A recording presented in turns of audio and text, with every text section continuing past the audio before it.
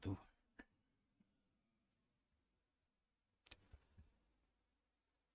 Alhamdulillahi rabbil alamin wa bihi nasta'in ala umuri dunya waddin.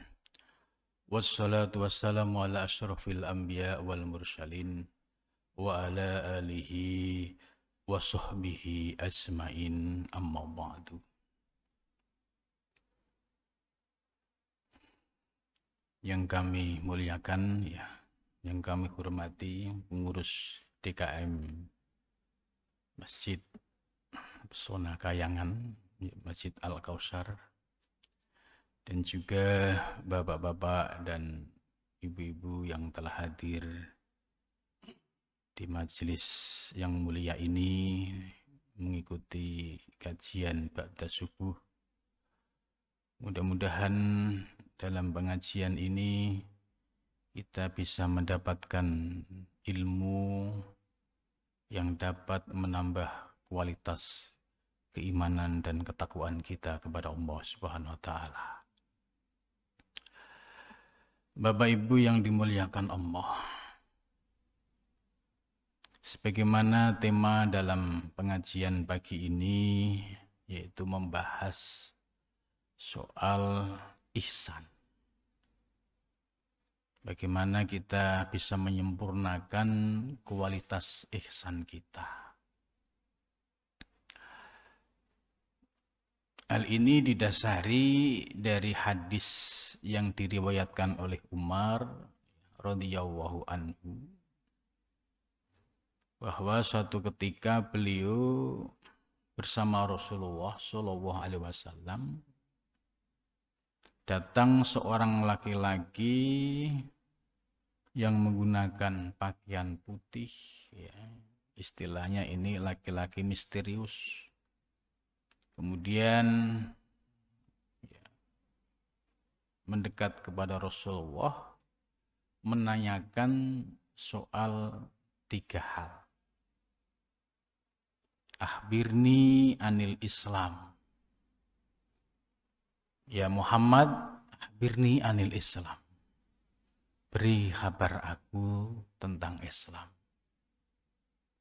Rasulullah menjawab, Al-Islam antasyhadu an la ilaha illallah wa anna Muhammadar Rasulullah wa tuqimas shalah wa tu'tiyaz zakah wa tasuma Ramadan wa tahujjal baita in istata'ta ilaihi sabila. Jadi ini yang sering disebut dengan rukun Islam, ada 5. Kemudian yang kedua yang ditanyakan tentang iman. Ya Muhammad akhbirni anil iman.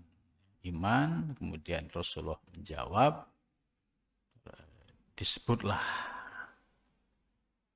rukun iman yang ada 6 yang sebagaimana kita yakini. Terus yang terakhir yang ditanyakan adalah soal ihsan. Apa itu ihsan? Ihsan adalah anta'budallah ka'annaka taroh. Wa illam takun taroh fa innahu yaroka. Anta'budah, hendaklah kamu beribadah Allah, kepada Allah, ka'annaka tarohu, seolah-olah kamu menyaksikannya. Nah, ini definisi daripada ihsan.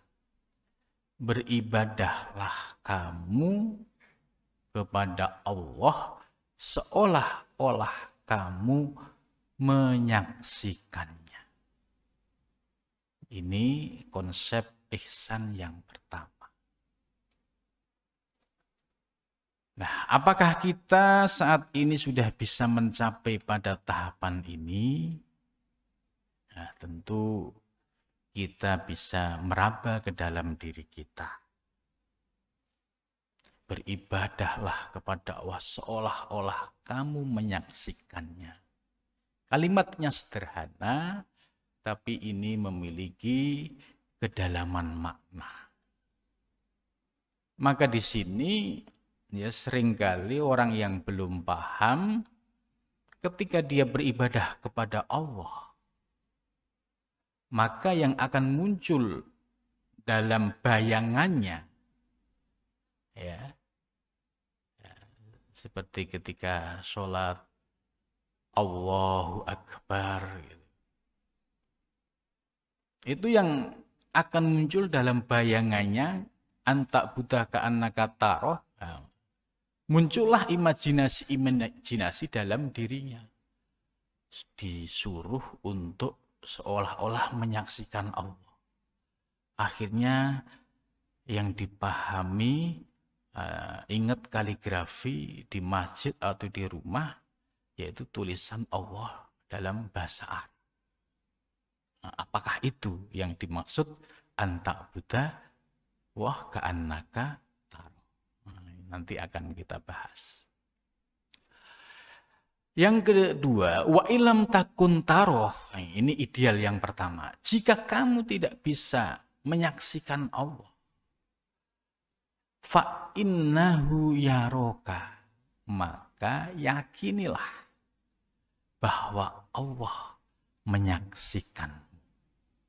Jadi idealnya yang pertama, kalau tahapan yang pertama ini tidak bisa, maka turunlah pada yang kedua, yakinilah bahwa Allah telah menyaksikan.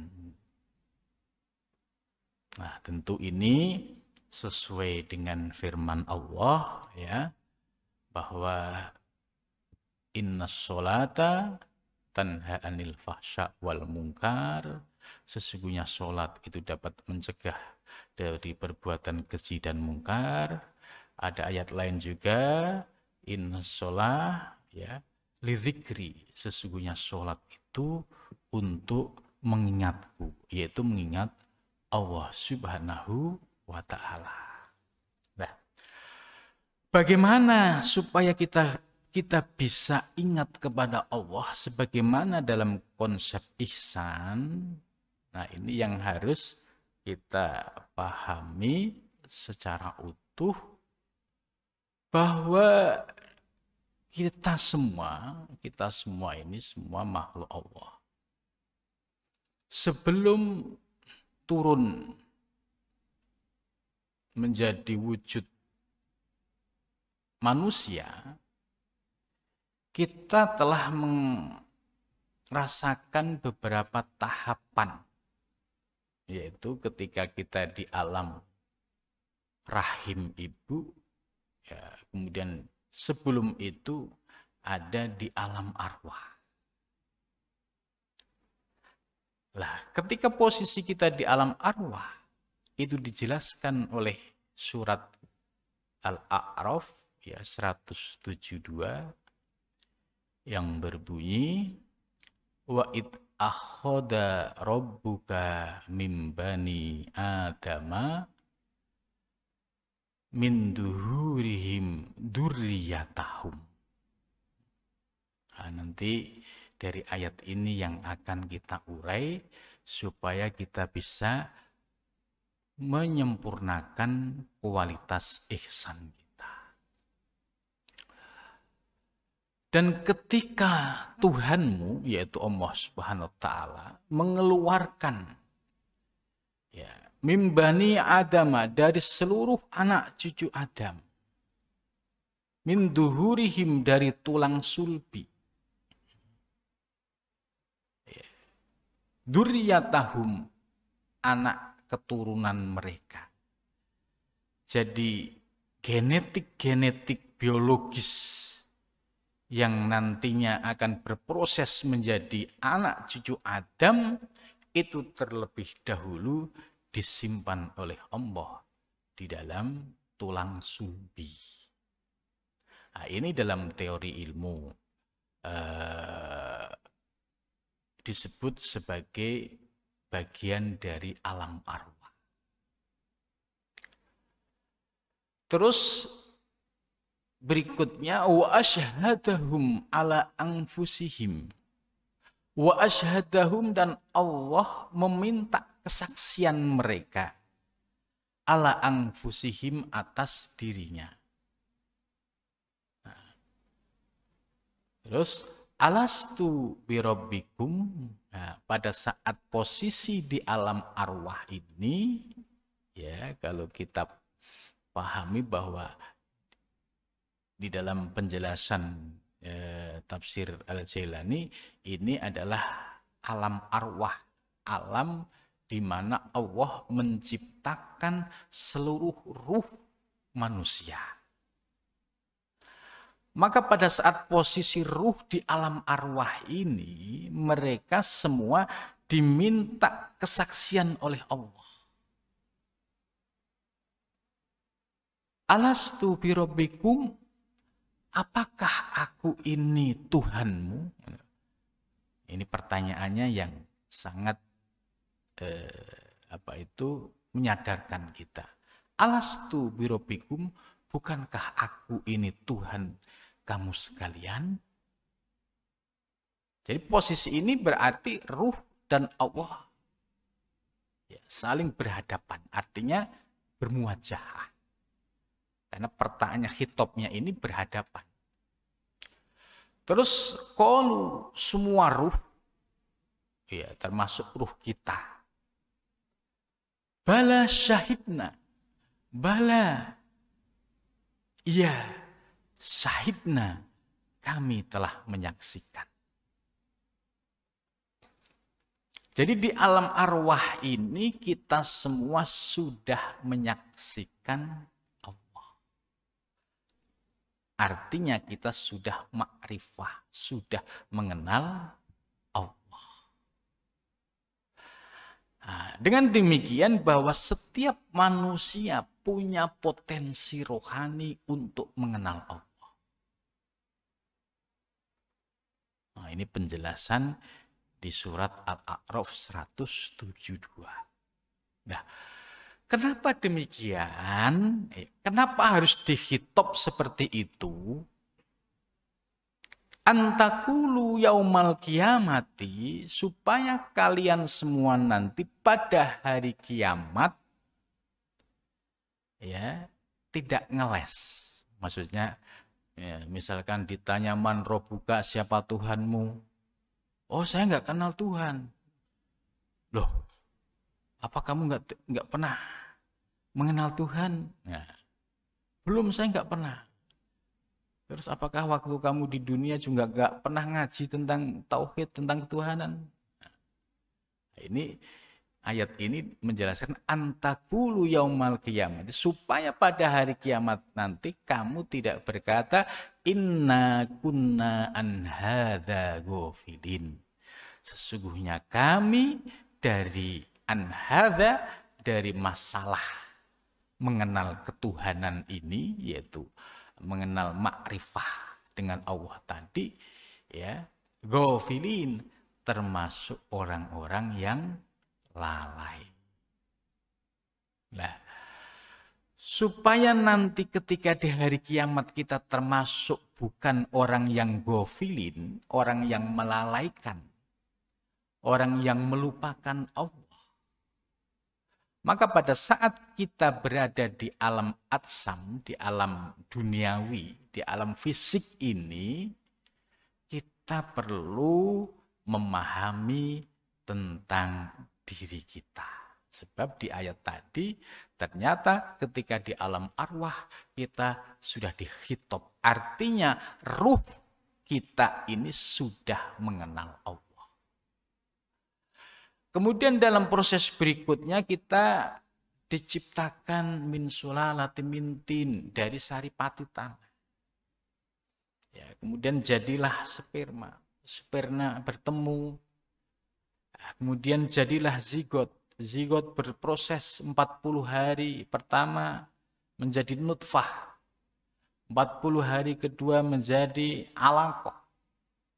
Daging, darah yang sudah mulai mengental. Kemudian 40 hari yang ketiga sudah mulai menjadi mudghah, daging. Kemudian dari proses daging yang sudah menggumpal ini berproseslah menjadi janin. Ketika sudah berbentuk janin, wa nufika fihi ruh ditiupkan, ruh kita yang sudah diciptakan lebih dulu, ya itu ditiupkan oleh Allah kepada janin ini. Janin kita semua. Nah, di dalam ruh ini ya sudah ada paket kehidupan pada diri kita. Maka setiap janin yang sudah ada ruh itu sudah memiliki paket kehidupan. Bagaimana nanti rizkinya, bagaimana nanti kehidupan di dunia, termasuk dia orang yang syakiyun, celaka, atau yang saidun, bagaimana nanti dia kematiannya, ya, di mana dia nanti mati, ya, ajal, amal, ya, baik buruk semua sudah ada dalam catatan Allah Subhanahu wa Ta'ala. Ini berproses sampai 9 bulan dalam kandungan seorang ibu. Setelah 9 bulan keluarlah ya seorang bayi ya yang masih suci. Maka hadis Nabi, kullu mauludin yuladu alal fitrah. Setiap bayi yang lahir dilahirkan dalam keadaan suci. Suci dari segala dosa. Karena belum pernah dosa. Terus ruhnya juga ya sudah mengenal Allah. Jadi ruhnya sudah mengenal Allah. Kemudian jasmaninya masih suci. Belum ada dosa-dosa.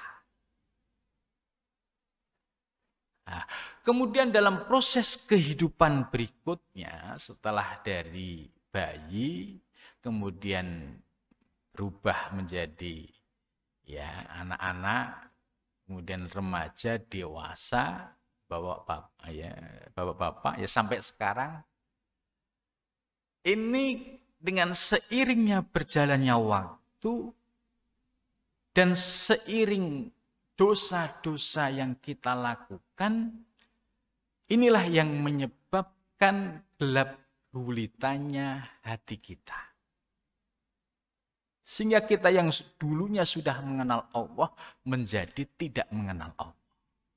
Karena hati kita itu ibarat ya kain yang putih bersih, kemudian saat berjalannya waktu di dunia, kita kotorin dengan dosa. Kita kotorin dengan kemaksiatan.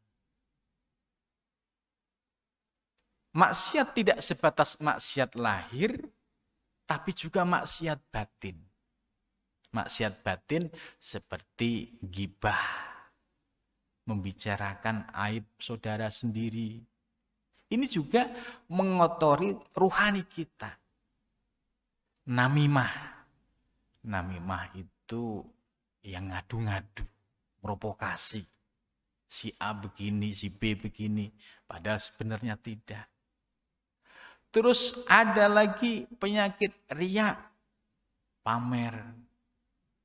Jadi ibadahnya kalau nggak didasari dengan riya, itu nggak jadi. Gitu. Jadi yang memotivasi amal ibadat itu riya. Padahal riya ini sumbernya adalah dari setan. Riya ini yaitu orang yang orientasi ibadahnya masih berharap kepada selain Allah. Apa selain Allah? Misalkan ingin dipuji orang, ingin dilihat orang. Jadi dia belum bisa beribadah iyyaka na'budu. Hanya Engkau ya Allah kami beribadah. Lah, riya ini salah satu penyakit batiniah yang mengotori ruhani kita. Nah, kalau seluruh ibadahnya dipenuhi dengan riya, maka ini yang berbahaya. Jangan sampai ya nampaknya ibadah, tapi kita belum bisa menghalau munculnya riya yang ada di dalam diri kita. Ini pasti selalu ada. Tapi ini harus kita kenali, penyakit riya ini. Kalau tidak kita kenali, maka ibadah kita bisa menjadi riya semua. Kan sudah diingatkan oleh Al-Quran. Wailul lil musallin. Celaka bagi orang-orang sholat. Yaitu alladzina hum fi sholati, alladzina hum ang sholatihim sahun. Orang-orang yang saat sholatnya itu sahun, lalai. Tidak mengingat Allah. Alladzina hum yura'un. Mereka yang selalu riya menampilkan ibadahnya. Ibadahnya bukan karena Allah, tapi orientasi di dalam hatinya muncul pengen dilihat oleh makhluk. Nah ini penyakit batiniah ini yang harus kita bersihkan pelan-pelan, bertahap. Ini yang disebut oleh ayat Al-Quran, ini yang menjadi penyebab ghaflah kita. Sebab riya ini kalau dibiarkan, dia akan berkembang kemana-mana. Ibarat penyakit, ini bisa menyebabkan komplikasi. Kalau riya dibiarkan menjadi ujub. Ujub itu heran dengan sendiri, heran dengan dirinya. Merasa dia ahli ibadah. Tidak bisa menyandarkan kepada Allah Subhanahu wa ta'ala. Dia sudah bagus, sudah ibadah. Cuma setan iblis ini kan tidak akan pernah membiarkan kita bisa menuju Allah. Sebab iblis ini sudah bersumpah kepada Allah, la uhwiyannakum ajmain. Demi Allah, aku akan sesatkan seluruh umat manusia. Illa ibadaka wahil mukhlasin. Kecuali hamba-hambamu yang mukhlis, yang ikhlas, yang tauhidnya lurus, yang sudah tidak ada riya, yang sudah tidak ada syirik khafi, yang sudah tidak ada syirik jali. Itu. Nah, karena iblis sudah sumpah seperti itu, maka hal inilah kita yang perlu kita waspadai. Ternyata setiap kita ibadah, iblis selalu membisiki kita, memunculkan riya, ujub tadi. Nah, ujub ini tadi merasa heran, wah saya alhamdulillah bisa begini-begini gitu. Tidak bisa menyandarkan kepada Allah.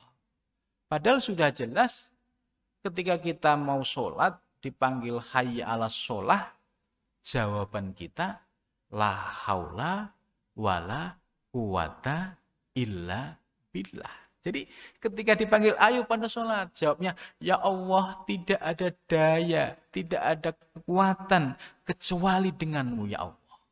Artinya hamba bisa sholat itu semua adalah anugerahmu. Hamba bisa sholat subuh berjamaah ini semata-mata adalah karuniamu, daya dan kekuatan. Maka dengan demikian keakuan yang sering muncul di dalam diri kita bisa kita tepis, bisa kita kalahkan. Kita merasakan bahwa kita bisa ibadah. Semua adalah karena anugerah Allah Subhanahu wa ta'ala. Terus di dalam sholat kita juga sudah diingatkan. Ya. Inna sholati wa nusuki wa mahyaya wa mamati lillah.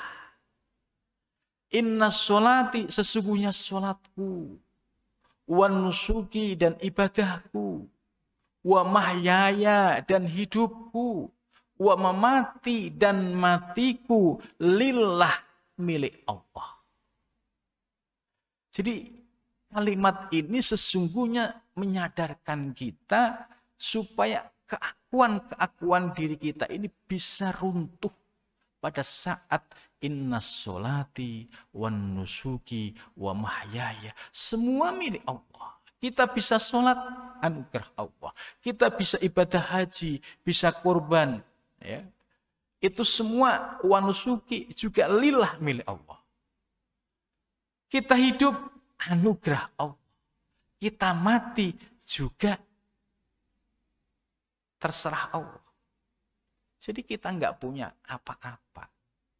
Nah, disinilah lambat laun kalau kita gali aib-aib kekurangan di dalam diri kita, ternyata banyak sekali kekurangan-kekurangan yang ada di dalam diri kita. Nah, kekurangan-kekurangan inilah yang menyebabkan kita lalai mengingat kepada Allah Subhanahu wa Ta'ala. Nah, kemudian ya, di dalam ayat lain juga dijelaskan ya, di dalam diri kita tadi ya, itu komplit. Iblis yang sudah berjanji bersumpah kepada Allah, karena iblis ini dulu ceritanya malaikat muqarrabun, malaikat yang sangat dekat dengan Allah. Nah, kemudian diuji oleh Allah. Allah menyampaikan, aku pengen menciptakan khalifah di muka bumi. Ya Allah, apa saya masih kurang gitu. Paling mereka nanti hanya melakukan pertumpahan darah. Allah menjawab, ya, ini a'lamu ma la ta'lamun, aku lebih tahu dari sesuatu yang kamu tidak tahu. Maka ketika Adam diciptakan oleh Allah, seluruh malaikat disuruh sujud. Ya, tadi malaikat yang namanya Azazil menolak. Ya.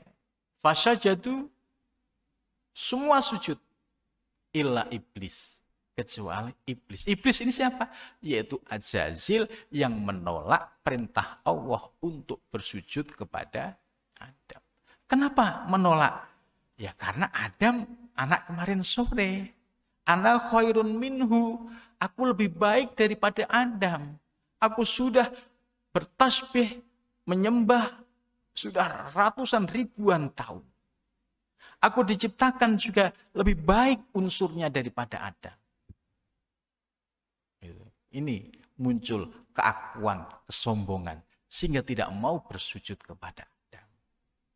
Nah, kemudian Allah menjadikan sebagai iblis, dan iblis inilah yang berjanji karena dia jatuh martabatnya gara-gara Adam, maka dia bersumpah, wallahi demi Allah, aku akan sesatkan seluruh anak cucu Adam kecuali hamba-hambamu yang mukhlis. Itulah. Maka kembali ke dalam diri kita bahwa iblis, setan itu ternyata ada di dalam diri kita. Nah, menurut hadis bahwa setan masuk ke dalam diri kita ini yajri majrud dam, masuk melalui aliran darah. Maka supaya aliran darah kita itu tidak dipenuhi dengan setan, mulailah kita menjaga makanan-makanan yang masuk ke dalam diri kita. Harus makanan yang halalan thayyiban. Karena makanan halalan thayyiban ketika diproduksi nanti akan melahirkan darah-darah yang positif. Nah, setelah kita makan jangan lupa ada hadis Nabi. Jangan sampai kita lupa membaca basmalah. Membaca basmalah ini hakikatnya kita disuruh ingat kepada Allah. Bismillahirrahmanirrahim, dengan nama Allah yang maha pengasih dan maha penyayang. Saat kita mau makan ya dengan didasari bismillah, tapi bismillahnya yang dihayati. Jangan sebatas bismillah yang hanya di lisan. Coba kita mau makan dihayati ya, sesuap nasi kalau kita hayati itu akan mendatangkan kesadaran spiritual yang luar biasa. Ya, contoh ini nasi ya ditanam oleh Pak Tani. Kita tidak pernah ikut nanam tapi tiba-tiba sudah ada di hadapan kita. Prosesnya panjang. Maka kalau ini sudah halalan thayyiban, kemudian dibarengin dengan bisa ingat kepada Allah, ketika kita kunyah, berproses di dalam diri kita, ya kemudian akan menjadi aliran-aliran darah yang positif. Tapi sebaliknya, kalau makanan haram masuk, pasti sulit orang makan barang haram ingat Allah, itu sulit. Gitu. Karena kontradiksi. Ya, rata-rata kalau orang yang zatnya dari haram itu sudah dari awal sudah lupa kepada Allah. Maka zat yang haram ini berproses akhirnya menjadi tempat biang, tempat istilahnya tumbuh kembangnya setan. Maka orang-orang yang terbiasa makan barang yang haram, itu bisa dilihat. Diajak ibadah berat sekali. Itu. Maka kalau orang-orang yang hatinya sudah bersih, jiwanya sudah bersih, keselip sedikit saja ya barang-barang haram, itu pasti nanti akan menyebabkan turunnya kualitas semangat ibadahnya. Tiba-tiba males, biasanya enteng, sholat subuh males. Ya. Karena apa? Sudah keselip, sudah kemasukan tadi. Setan sudah mulai narik-narik. Ya, di masjid sudah hayya ala sholah. Gitu. Ntar dulu Nanti, sholat kan nggak harus di masjid, gitu kan. Di rumah juga nggak apa-apa. Udah. Terus ya, bangun lagi, lihat jam, udah jam 5. Sebentar lagi gitu. Sudah 5:30, sebentar lagi bablas jam 7.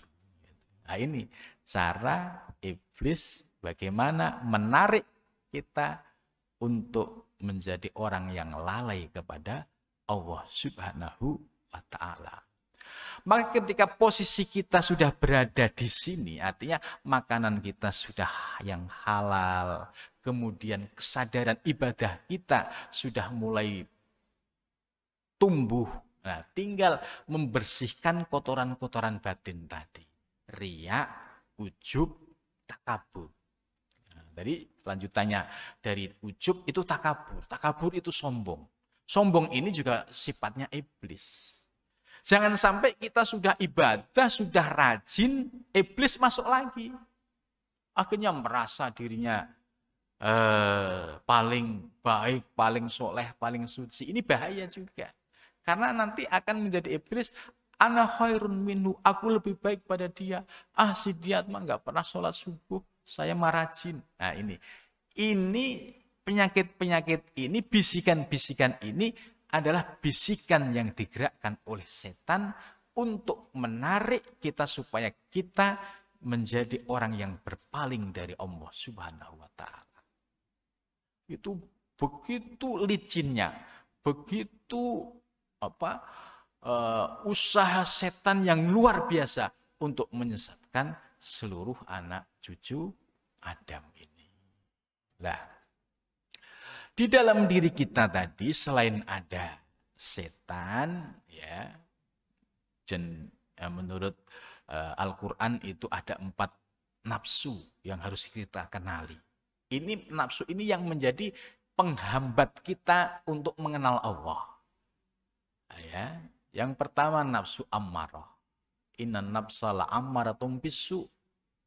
Nafsu ammarah itu nafsu yang selalu menarik kita kepada keburukan. Menarik kita kepada kemaksiatan.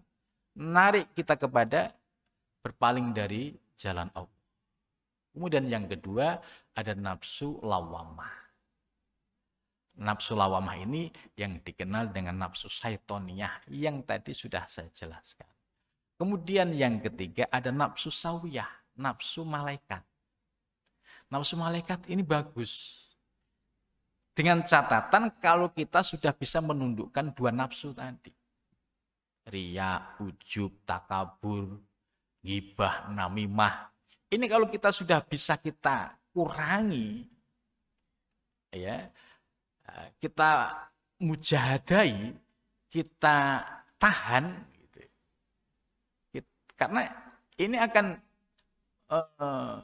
menyebabkan gelap gulitnya hati kita.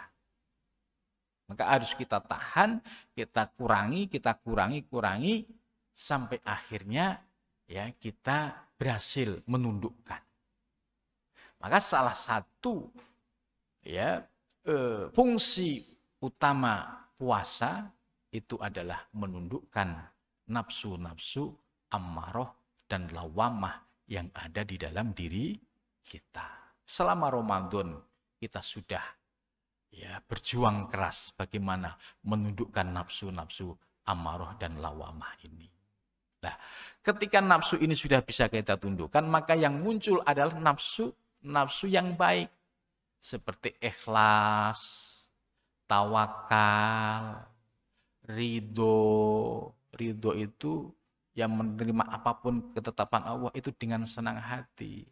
Qanaah, bisa menerima pemberian Allah. Itu. Muncullah nafsu-nafsu yang baik. Inilah yang disebut nafsu mahmudah. Lah yang terakhir adalah nafsu mutmainnah. Nafsu mutmainnah ini adalah nafsu yang mendapatkan panggilan dari Allah, ya, yaitu ya ayatuhan nafsul mutmainnah, wahai orang-orang yang telah mencapai jiwa mutmainnah. Artinya orang yang sudah berhasil menundukkan nafsu ammarah lawamah, muncul sawiyah, kemudian sampai nafsu mutmainnah, maka irji'i ila rabbiki, kembalilah kepada Tuhanmu, radhiyatam mardiyah, dengan mendapatkan ridho dan diridhoi. Nah, target kita ya dari 4 nafsu ini ya, setelah kita bisa menundukkan yang lawamah dan amarah, mudah-mudahan kita bisa diberikan nafsu sawiyah dan mutmainnah. Karena yang dipanggil oleh Allah itu adalah orang-orang yang telah mencapai nafsu mutmainnah. Nah, sebaliknya orang-orang yang telah dikuasai oleh hawa nafsunya, ini yang di Al-Quran juga dijelaskan. Afara'aita manittakhadha ilahahu hawa? Apakah kamu melihat orang-orang yang menjadikan hawa nafsunya sebagai Tuhan? Jadi kalau orang-orang yang tidak sadar, itu hawa nafsunya menjadi Tuhan. Menjadikan hawa nafsunya sebagai Tuhannya. Ya, seperti orang-orang yang terjebak pada hawa nafsu. Ya, itu pasti dia akan memilih tarikan-tarikan hawa nafsu daripada tarikan malaikat. Kalau malaikat ngajaknya kepada kebaikan, ngajaknya kepada ketaatan. Tapi nafsu ngajaknya pasti kepada keburukan. Nah, kalau kita kalah, berarti kita sudah terpedaya oleh hawa nafsu. Maka disinilah perlu strategi, perlu ilmu. Ya. Untuk menundukkan hawa nafsu ini, ya Rasulullah SAW sudah mengajarkan kepada kita. Rasulullah ya sebelum diutus menjadi seorang nabi, Rasulullah sudah kholwat kurang lebih 15 tahun. Untuk apa? Menyucikan kotoran-kotoran batinnya. Sekalipun Rasulullah adalah maksum.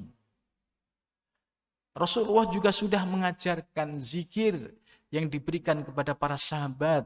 Seperti Abu Bakar, Sayyidina Ali, dan sahabat yang lain. Tujuannya apa zikir ini? Yaitu untuk membersihkan kotoran-kotoran batinnya. Sayyidina Ali mendapatkan ijazah zikir dari Rasulullah, yaitu zikir nafi isbat. La ilaha illallah. Kemudian Sayyidina Abu Bakar mendapatkan ijazah dari Rasul, yaitu zikir Allah. Nah, dengan zikir ini, baik nafi isbat maupun ismudzat Allah ini, yang diistiqomahkan, tujuannya apa? Supaya hati kita selalu bisa eling, bisa ingat kepada Allah Subhanahu wa Ta'ala. Kalau zikir ini kita istiqomahkan, kemudian puasa yang dianjurkan oleh Rasulullah seperti Senin Kemis, atau puasa Daud ini kita laksanakan karena puasa tujuannya untuk mengurangi tensi hawa nafsu yang ada di dalam diri kita. Kalau dua hal ini sudah berjalan kita laksanakan, insya Allah kualitas rohani kita juga akan nampak, ya, cahayanya. Kita akan diberikan anugerah rahasia ketuhanan. Jadi dengan puasa Senin Kemis begitu, lanjutan dari pasca Ramadan, ya, Syawal kita insya Allah sudah melaksanakan puasa sunnah Syawal. Selanjutnya Senin Kemis. Senin Kemis ini sebagai kontrol terhadap nafsu ammarah yang ada di dalam diri kita. Zikir tujuannya apa? Supaya hati kita itu selalu ingat kepada Allah dimanapun kita berada. Maka kalau orang-orang yang ahli zikir senantiasa pandangannya selalu ingat kepada Allah Subhanahu wa taala.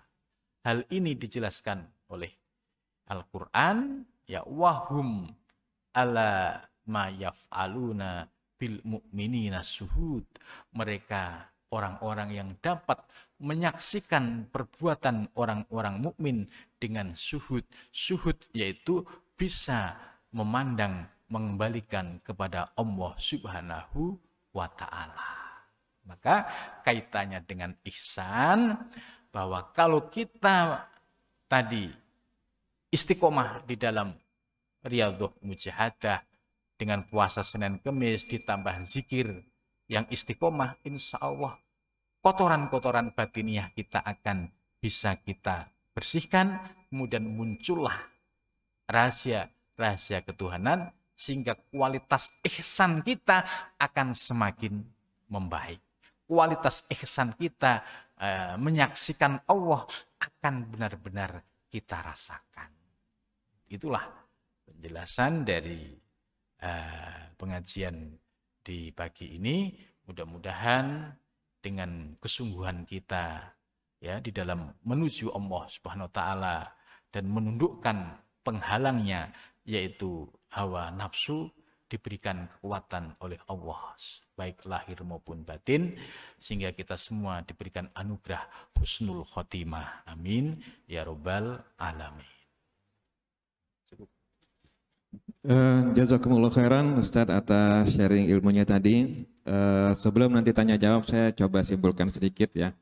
Jadi pertama Ustadz menyampaikan tentang al-ihsan, yaitu definisinya adalah anta'budallaha ka'annaka tarahu fa illam takun tarahu fa innahu yaraka. Jadi ini menyempurnakan iman Islam kita, bahwa kualitas ibadah kita akan semakin baik apabila kita beribadah seakan-akan melihat Allah. Kalau nggak sanggup melihat Allah, yakin Allah melihat kita. Lalu Ustadz juga menyampaikan 4 yang saya catat, ya, ada 4 hal yang insya Allah bisa meningkatkan kualitas ihsan kita. Pertama adalah mengkalibrasi orientasi hidup kita kembali bahwa ibadah itu hanya untuk Allah. Inna sholati wa nusuki wa mahyaya wa mamati lillahi rabbil alamin. Jadi kalibrasi lagi orientasi, kayak Pertamina aja kalibrasi, ya Pak. Kedua itu adalah dengan melawan godaan iblis, ya. Jadi sebagaimana kita ketahui, iblis itu selalu menggoda agar kualitas ibadah kita menurun, dan diantaranya dengan makanan yang halal, ya, halalan thayyibah dan sebagainya gitu. Jadi itu yang kedua. Yang ketiga adalah menundukkan hawa nafsu sehingga sampai ke level mutmainnah kalau bisa, jadi nafsu yang tenang. Yang terakhir ditutup dengan melakukan hal-hal yang bisa memperbaiki rohani kita, yaitu saum, zikir, dan sebagainya. Dan tentu di antara itu ada hal lain yang juga bisa dilakukan. Silakan Bapak Ibu, barangkali ada yang mau bertanya, kami persilakan.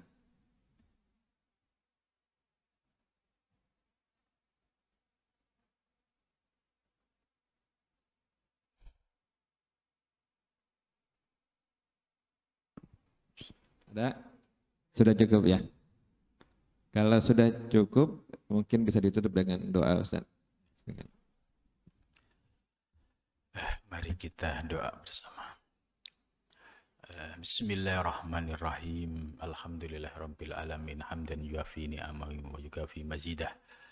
Ya Rabbana lakal hamdu kama yanbaghi li jalali wajhika wa adhimi sultanik. Allahumma salli ala sayyidina Muhammad wa ala ali sayyidina Muhammad. Salatan tunzina biha min jami'il ahwali wal afat wa taqdilana biha jami'al hajat wa tuhirna biha min jami'is sayyiat wa tarfa'una biha indaka ala darajat wa tuballighna bi asal ghayat min jami'il khairati fil hayati wa ba'dal mamat. Allahumma inna na'udzubika minas shiqaq wan nifaq wa su'il khulq. Allahumma zayyinna bimakarimil akhlaq wa bimahasinil adab wa bi khulusiniyah wa bi tamamis syariati wa tariqati wal haqiqati wal ma'rifati bi rahmatika ya arhamar rahimin. Allahumma ij'al fi qalbina nuron wa fi basorina nuron wa fi sam'ina nuron wa an yamina nuron wa an yasharina nuron wa fawqina nuron wa tahtina nuron wa amima nuron wa khalfina nuron waj'al lana nuron. Allahumma ftah alaina futukal arifin bihikmatika wansur alayya birahmatika ya arhamar rahimin. Rabbana dhalamna anfusana wa illam taghfir lana wa tarhamna lanakunanna minal khasirin. Rabbana la tuzigh qulubana ba'da idh hadaitana wa hab lana min ladunka rahmah innaka antal wahhab. Rabbana atina fid dunya hasanah wa fil akhirati hasanah wa qina adzabannar. Wa sallallahu alaihi wasallam alhamdulillahi rabbil alamin. Kita tutup majelis kita dengan doa kafaratul majelis. Subhanaka Allahumma wa bihamdika asyhadu an la ilaha illa anta astaghfiruka wa atubu ilaik. Assalamualaikum warahmatullahi wabarakatuh.